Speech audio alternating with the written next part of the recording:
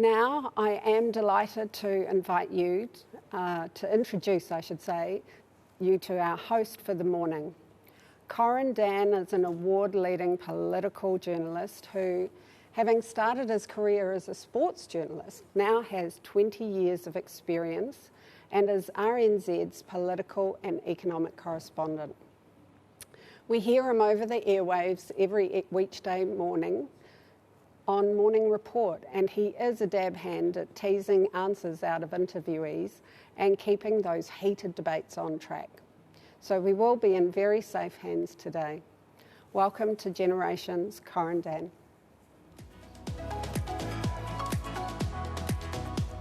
Kia ora koutou katoa, ko Corin Dan tēnei. Great pleasure for me to be talking to you today and interviewing James Shaw, Emma Mello and a very heavyweight panel a bit later on today. But it's my great pleasure to introduce James Shaw. We do tussle from time to time on Morning Report, it's fair to say, but right now there is barely a co-leader other than Jacinda Ardern and Judith Collins who's in more hot demand, and arguably James Shaw may even be in more hot demand given the relevance of the debate we are seeing around the role the Greens could play in the next government, a Labour-led government, if the polls are to be believed. So it's a great honour and a privilege to have him here today at a time when he's in hot demand.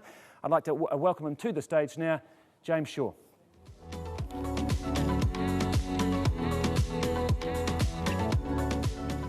Thank you very much for having me here this morning. It's a great pleasure to be able to have a conversation around matters of substance, which doesn't often happen, weirdly enough, at the tail end of an election campaign.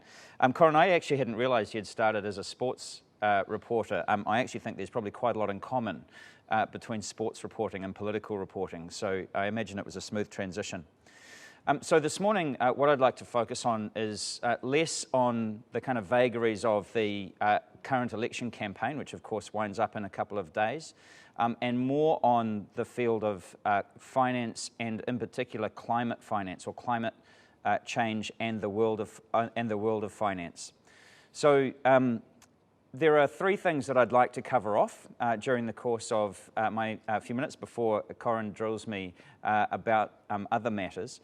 And they are what's going on with KiwiSaver and the fact that we're moving towards fossil fuel-free default KiwiSaver funds.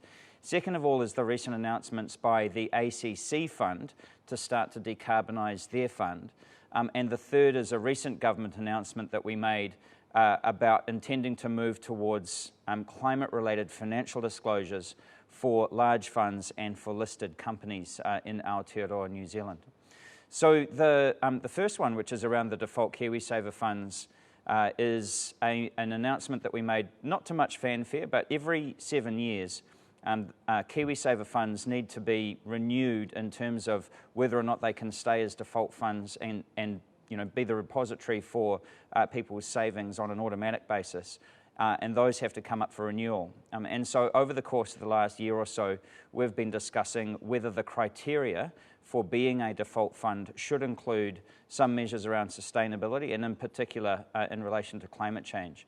We came to the conclusion that it was actually a safer bet for people's money to ensure that the next round of default funds are free of fossil fuel investments.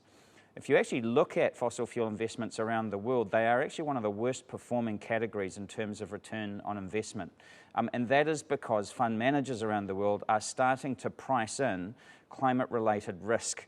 That is the idea that actually these could end up being stranded assets quite easily, and that the world is moving very quickly on the demand side, which will mean significant changes for that industry. And so some of those reserves are starting to get valued down, have their valuations moved down, and that's starting to get reflected in their performance in the stock market.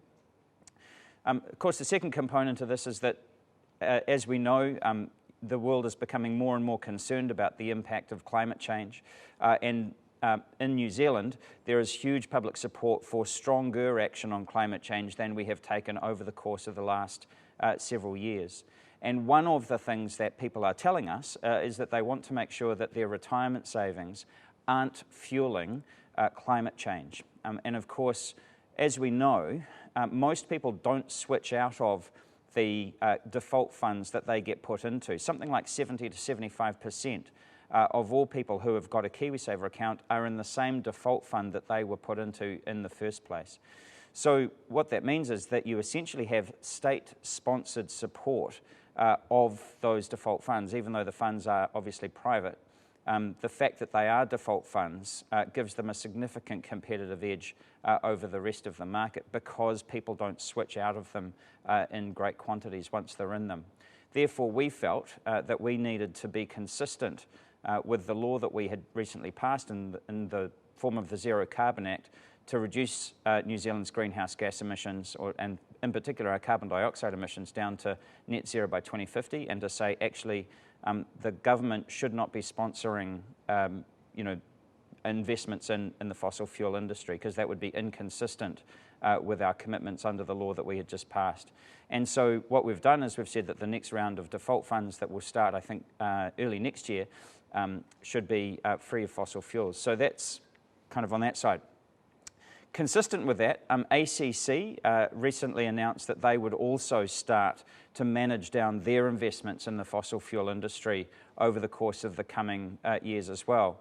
This is something that the New Zealand Super Fund actually started doing in 2015 and 16. They brought in a climate change strategy with quite a strong risk component to it, and just saying, look, why don't we try and manage down our risk over the course of the coming years, and they have divested significantly.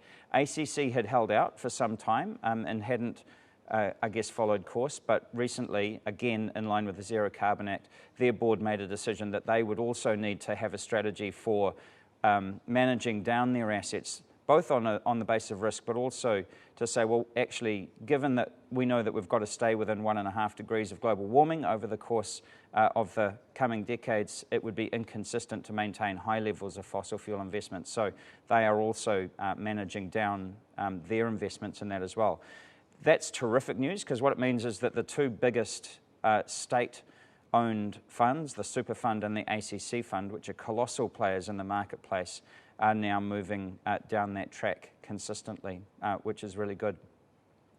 Now, the third thing, which was an announcement that didn't get a whole lot of coverage, sort of buried in between COVID restrictions and the impending election, was a recent government decision to become, that New Zealand would become the first country in the world to put in place a mandatory comply or explain regime for corporate reporting of climate-related risks. And so what I mean by climate-related risks, there are essentially two types of risk. One is, as I said before, something like a stranded asset risk, the idea that changes in the economy as we decarbonise will leave you overexposed if you're in an industry that has, I guess, a high emissions profile. And the second type of risk is things like physical risk. So you may be, say, an airport located close to sea level, and sea level rise might put your primary asset at risk, your runway at risk and so on. So what we're going to do is we're actually going to start asking companies to report on those risks over time. Now, this is actually not a New Zealand initiative. It's not something that we thought of over here. This has been led by Mark Carney, the former governor of the Bank of England, and Michael Bloomberg, and they, in 2015, published a report that said that in their view, there are around the world trillions of dollars of unquantified, unreported risk sitting on corporate balance sheets, and that is something that directors and investors really should know about. And it's only when you have a mandatory regime where large entities actually start reporting on that investors will be able to start making good decisions about where to put their money in the future. There are something like 60 central banks around the world that are investigating this form of climate-related risk reporting.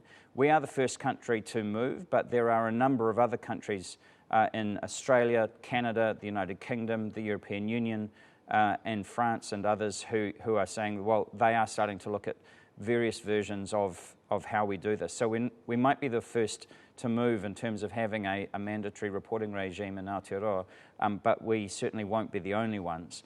And I think that you'll see quite rapid movement on this over the course of the coming years. This is a good thing, of course, because capital is globally mobile, and so the more that you can have globally consistent reporting standards around this and a high level of uptake, the more transparent it's going to be, the better information that investors are going to have, and the faster things will move. So we will be adopting the task force. The recommendations of the Task Force on Climate-Related Financial Disclosures. That's the task force that Michael Bloomberg and Mark Carney set up. And that is because we want to make sure that our regime is consistent with the international standard, just like we would want our generally accepted accounting principles to be used not just here in Aotearoa, New Zealand, but also around the world. So climate finance and the area of sustainable finance is a field that is moving very rapidly. It's not terribly high profile, of course, because at one level consumers don't immediately interact with it, but there certainly is demand coming through from consumers in the terms of the choices that they're asking their pension funds to make about where they put their money and so on. But we do know that it is an area with the greatest leverage in terms of how we rapidly transition towards a net zero carbon economy over the course of the coming decades, and it's something that we'll certainly be paying more attention to over the coming term of government if we have the chance. Nō reira, tēnā koutou, tēnā tātou katoa. Thank you very much, James. You come over here and we'll get into a bit of a chat, fireside chat. No fire to be seen, but we'll call it that. I think that is the name. I'll start by just saying that do keep the questions coming in from the audience. If you've got questions, send them through. I'll get them through on the iPad and I can put them to you, James. But I'll start with obviously the topic of the day, the topic of the week, the wealth tax, the debate that has been going on. This has been an interesting one to watch. Where are we at here? This has got to an impasse. Labor's Jacinda Ardern's put her leadership on the line over it. What is your response to that? Well, let's go back to first principles, right? So it's been well documented that we have an inflating asset pool, particularly in the property market. And at the moment, you're seeing this remarkable trend, which is like what happened during the GFC, where stimulus money, including a lot of quantitative easing, new money that had been created, flowed through wage and salary earners and into an asset price bubble. And that really contributed to both sort of inequality between wage and salary earners on one hand and asset owners on the other, but also to the housing crisis because those prices just kept going up and up and up and up. So you can see that starting to happen here as well. A few weeks ago, the New Zealand Stock Exchange had a record close. Let me interrupt you. What's the alternative? Because the alternative is falling asset prices. In this particular environment, wouldn't that be worse? Well, I'm not suggesting that we cause asset prices to fall. What I'm saying is that asset owners are actually doing quite well as a result of the stimulus money that's being created and is flowing through the economy. That's just sort of where it's parking up at the end of it. And at the same time, wage and salary earners are getting squeezed, right? So we had the first ever drop in the median wage at the same week that the NZX had its highest ever level. And we know that, we are going to see that unemployment number ticking up. Families are going to come under increasing pressure. None of those other long-term challenges have gone away. We still have a housing crisis. We still have endemic poverty in this country. We still have the climate crisis to, deal with. We have things like major infrastructure shortfalls, like the pipes under our feet, which are, in terrible state all over the country. Our schools and our hospitals and that asset base has been run down. So, there's a number of multi-billion-dollar problems there that need to be dealt with, and you're seeing this asset bubble occurring over here. How do you deal with the issue then? One of the issues seems to have been around, it sounds trite, but the name, wealth tax, right? Because people feel as if this is somehow an attack on aspiration. The idea of people wanting to get ahead. And that, of course, is what your opponents will argue, that you're knocking back people's aspirations of wanting to be wealthy. I mean, was it structured in the right way, this tax? Well, I mean, I guess the thing is that we could call it a net asset tax, if you like, a NAT. ironically, or you could, or a millionaire's tax, or something like that. Just to try and change the communications around it. But I guess after all the work that Piketty and others did on kind of identifying and scoping that kind of wealth bubble, these became known as wealth taxes. So at one level, we're just calling it what it says. Are there similar wealth taxes like this globally? There are. There's about 50 countries that either have or have had various versions of it, and in some cases those have been singularly unsuccessful, and that's because they were poorly designed. And so we actually looked at a number of other countries and said, well, what are the reasons that countries have in some places been retreating from them? And a lot of them, actually, it's because the exemption level was set really low, like the equivalent of about 50,000 New Zealand dollars. But then there are all these category exemptions on things. And of course, there you just see massive switching, right, and distortions. So what we said is, well, let's set the level really high, right? So at $1 million, there's only 6% of New Zealanders that would ever become exposed to this at any one time. And then no exemptions under it. And that way you want to make sure that you don't get that kind of distortionary behaviour that you see with countries that have got a less well-designed system. Coming back to my original question, though, how frustrating is it now that the wealth tax, as you've been described, the Prime Minister of New Zealand has now said won't happen while she's Prime Minister. So does that just shuffle the debate off for another 3 years? You can take it to the table, but it's an issue of credibility for her now if she was to back down on that. Well, this is just going back to that first principles, right? Which is I'm just sort of describing the situation around the asset bubble and the squeeze on wage and salary earners, plus all of these multi-billion-dollar challenges. The question is, if you don't want to do this, what's your solution, right? The capital gains tax got taken off the table. If you don't want to do this or a version of this, how do you address that challenge? But not just from a government revenue perspective, but fundamentally that distortion that we're seeing in the economy that's been around for years. Well, I was just suddenly thinking, you're not saying, is that a clue? Surely not another tax working group, another big body that has a look at that. Yeah, well, I mean, is that something they'll probably throw it at you in negotiations? Well, to tell you the truth, I would have preferred it if we'd accepted the recommendations of the last tax working group, obviously. But that's not going to wash, is it? Another inquiry to look at how this might be dealt with? I wouldn't think so, given New Zealand's poor history of accepting the recommendations of the experts that it appoints to reform the system. Okay, but just before I move on, in terms of, does this in a funny kind of way provide, and let's assume the polls are right here, and there's still 2 days to go and anything can happen, that if the polls put you correct and they put you in the position where you're made it across the line and you go into a negotiation with the Labour Party, that you now, in a funny kind of way, have some stronger leverage. Because are you able to say, okay, well, if you're going to rule this out, I want this, we want this, and you can be a bit tougher? Well, I don't see politics as all that transactional. And I think if you look at parties that have played the transactional game, it has sort of backfired on them pretty spectacularly. It's actually a lot more about high-quality relationships. And I'm really proud of the relationship that we've built up with Labour over the course of the last 3 years.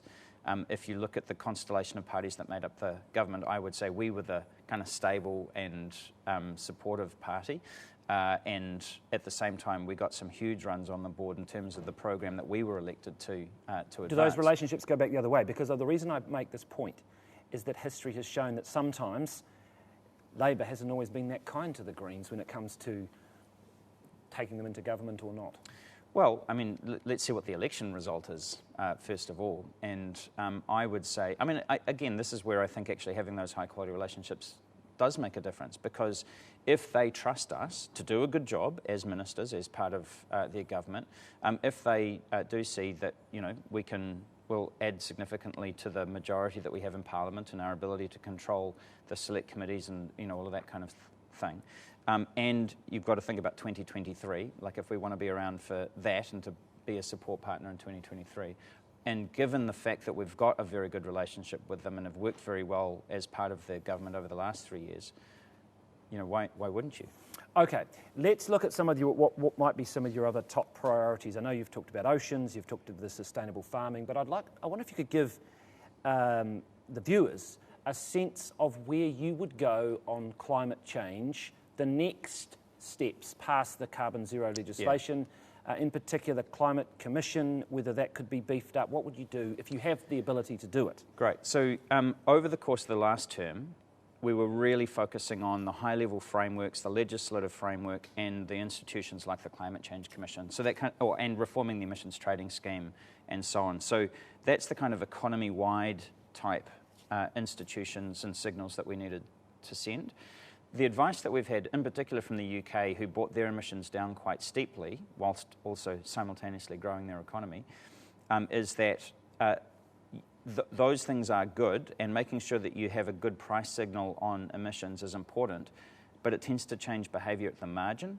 And if you really want to get some big wins, you've actually got to have essentially industry plans in your areas where you've got your main emissions output. And so for us, those are energy, particularly industrial heat processes, not so much in electricity generation, but in industrial Get them off heat. coal. Yep. 2, transport, and that's the one that really worries me, because emissions have been broadly stable for a while in every part of the economy except in transport, where they've been going up and up and up, because we've just fallen in love with the Ford Ranger.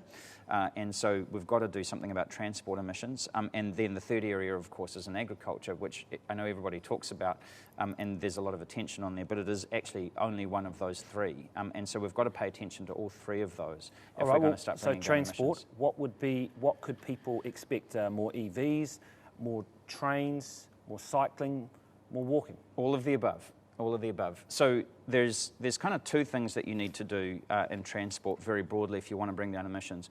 One of which is to give people options not to take the car, right? And that involves, so we're talking about regional commuter rail between, say, Auckland, Hamilton, Tauranga, between Wellington and eventually up to Palmerston North, between, Christchurch and, some of the surrounding areas there, and then eventually Dunedin and so on. And so you start to build those kind of commuter towns around the regional rail network. Do we have the numbers of people to make that economically viable on rail? Yes, we do. We do, but also when you build it, you get more, right? So what happens is that you tend to then get commuter towns and densification building up around those transport nodes. So in fact, this is the case in virtually every category of transport. Or every mode of transport, is that when you build the supply, it creates demand. So it's one of those odd things where supply generates demand rather than the other way around.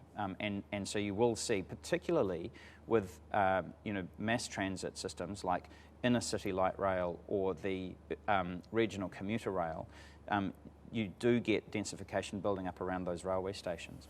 The Climate Commission, 7 yearly budgets. At the moment, it's not quite like a reserve bank, is it? It's just recommendations. Would you consider, or would you push to beef it up so it had more power over future governments to require them to meet carbon budgets and these sorts of things? Look, I would consider it, but I guess my focus is on making sure that the next government and the next Parliament accepts the recommendations from the Commission. So Parliament... It was really important to us when we designed the legislation that we have cross-party consensus on it. And so I did put the proposal that you could have decision-making at the Commission rather than recommendation to Parliament for Parliament to then make a decision. And it was sort of felt by a number of parties, not just the National Party, that actually that was just a bridge too far at this point. But of course, again, we do have a history in New Zealand, up until COVID, of getting these expert groups to make recommendations and then ignoring them. So I have to say one of the reasons I'm fighting so hard to be back in government is to make sure that that government does actually follow the advice of the Commission. Right, so there was bipartisan support on the carbon zero legislation, albeit there were a few tweaks and things. You want to see that bedded in? Yes. And then if it was accepted, you could look at potentially strengthening. Yeah, and I mean, you've got to remember, if you look at the UK, who are the model for this, because they set up their commission and their equivalent piece of legislation 10 years ago. So we've got the benefit of 10 years of hindsight of their experience. Theirs is only recommendation powers as well. And yet their parliament and their governments have consistently followed the advice of their commission. That's an interesting point. Do you feel, and I'll get to some financial service questions on this in a second, but do you feel that the business community, not all of it, but are Are they with you on this? Yes. Are you forcing them, or are they in fact maybe even ahead of the current government on some of the large businesses you could argue perhaps are? Oh, no, I absolutely think that they are. So there's been a massive shift, particularly at the larger end of town where frankly, you've got more resource, you've got companies who've got more resources to be able to chuck at the problem, but also are exposed to a greater level of risk because of their size. I would say over the course of the last 5 years, and accelerating more recently, that the business community has started to move very aggressively on climate change, and in ways that I think Parliament hasn't yet detected.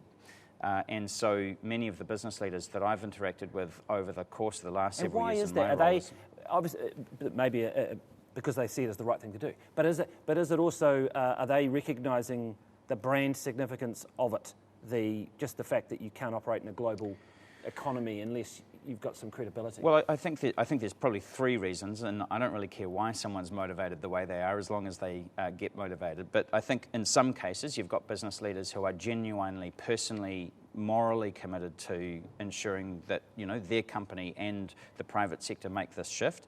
I think that you do have some that are very sensitive to consumer demand, particularly internationally, and some of our largest companies, I think, are responding to what's going on offshore. And then third, I think some of them are starting to become aware that actually they may be exposed to some significant risk. And so they're just starting to say, well, actually, let's make sure that we identify those risks, quantify them, report on them, and then, as we say, what gets measured gets managed. Well, that's a good point and a good time. We've got a few minutes left to come into this issue of requiring companies to report risk. Can you just explain what that risk looks like?